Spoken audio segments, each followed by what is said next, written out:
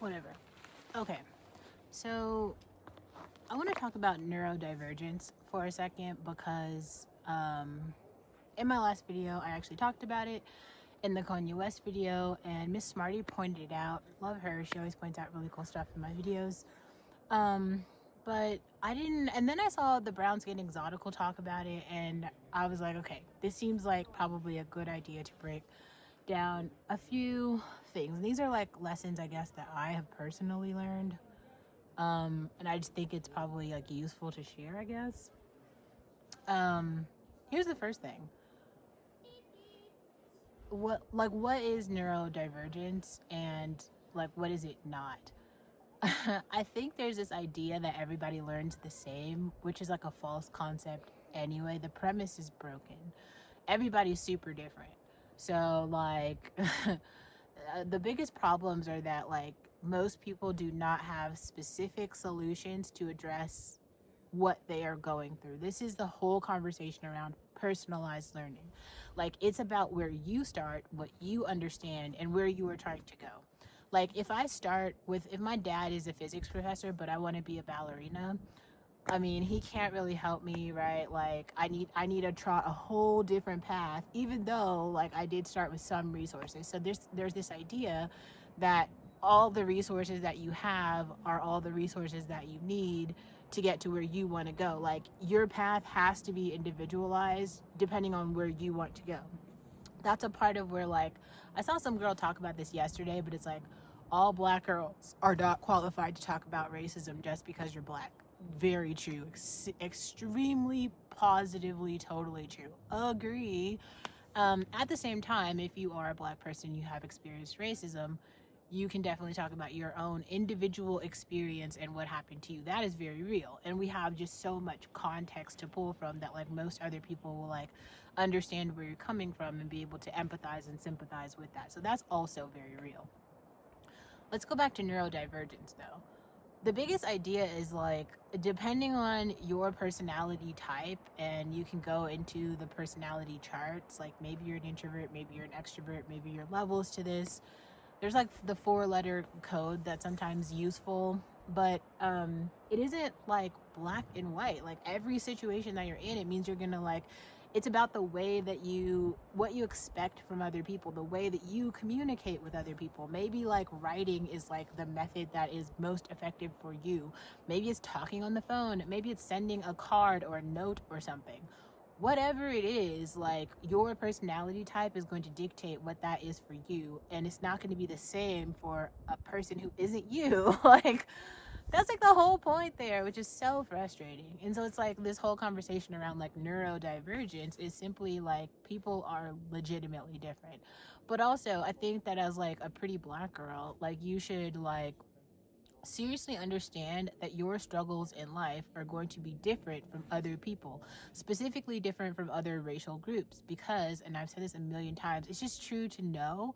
If you know it, you can play to, like, if you know your kind of like weakness in society, you can play to that and then turn it into a strength. But if you are oblivious and you assume wrongfully that you are like equal to other people and that the game is the same for you, it isn't going to work out.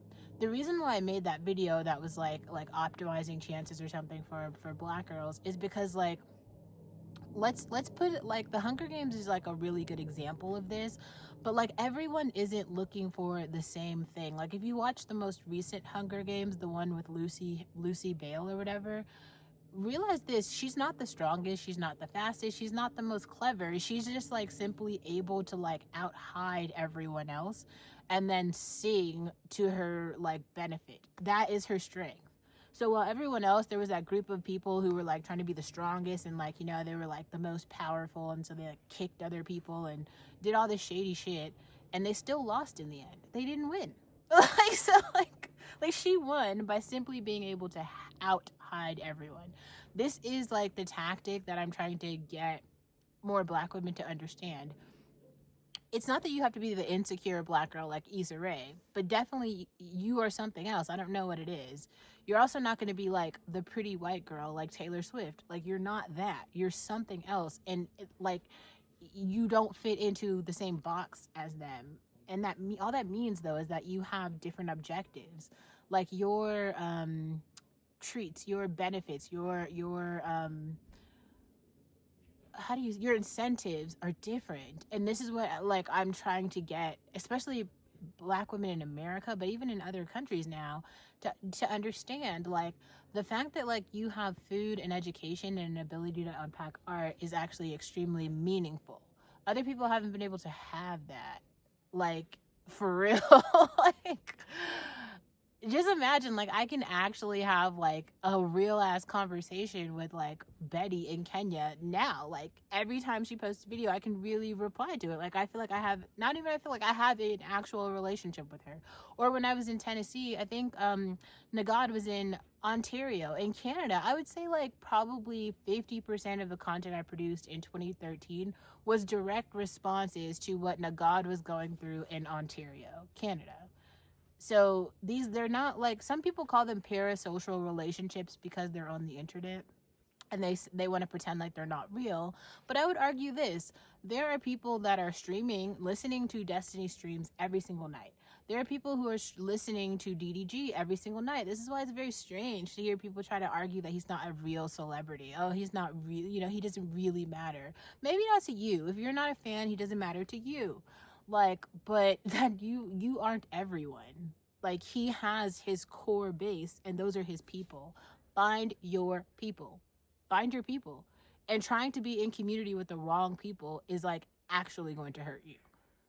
That is actually like, it wasn't even like, I feel like I'm not dumb enough to try to like build community with people who aren't my people. Like, I knew that lesson, but there was like other things where I didn't realize like I actually had to go build a new community for myself, which I have. Like, I'm so happy that you guys are here, but like, damn, for a while I was just really content with like kind of being on the island per se, like kind of by myself. Like, that was this positive thing for me. But that is not a good idea. Get on somebody's bandwagon until you find someone who most comfortably relates to what you're going through, and then you can start to kind of like branch off of that and like find your own path. I don't know, it's not even like I don't think that neurodivergence is actually even it's kind of a way to talk about it, but usually someone who's able to use that term has already gotten to a place where they can, like, they've already had a personalized touch where there's someone who's evaluating and unpacking with them what their challenges are and working with them to find a solution to those struggles, if there are any. There might not be any, but all of that is like this clean, it's not clean actually, it's a package altogether. So yes, it's kind of like your neurodivergence is your strength. All it means is like your individual brain is specific to you, and then there are just certain things that you're going to go through in the world that are legitimately specific to you because you are walking in your own shoes by yourself. Like, it's your life. Even if someone else goes through something that's similar, that does not mean that they're going to have the same outcome. Like, it means nothing. You can look at someone else's like life and their experiences and you can say that is nice, and you can, maybe they have a bad experience with something, maybe they have a good experience with something. That is not a clear projection or indicator of how that same sequence of events is going to work out for you. That's the important part. That's the like divergent part. You just have to understand like your individual lived experience. It's personal. Take it personal. It is. It's your brain. And then there's all these other things about genetics, right? It's like the epigenetics of whatever your parents went through, whatever they didn't go through, whatever the other people around you were going through. Were people generally nice to you? Were people generally not nice to you? So do you have sort of a disdain for one group and maybe more of an affinity to another group because of like these socialized lessons that happen to you in the real world? All of that shit like matters. It matters. And especially, I think it's important to start to talk about these sort of things right now because we are in kind of a different place. Like, one of the main reasons I continue to make content outside is because I want especially Black girls who follow my channel to understand, not only is it safe for us to be outside, but it is like necessary for us to be outside, because you're not going to survive simply understanding how to maneuver inside of your apartment, house, community. You're going to have to develop navigation skills and probably some cross cultural communication skills. And that adaptation is going to happen by you getting out into the world. You have to get out into the world.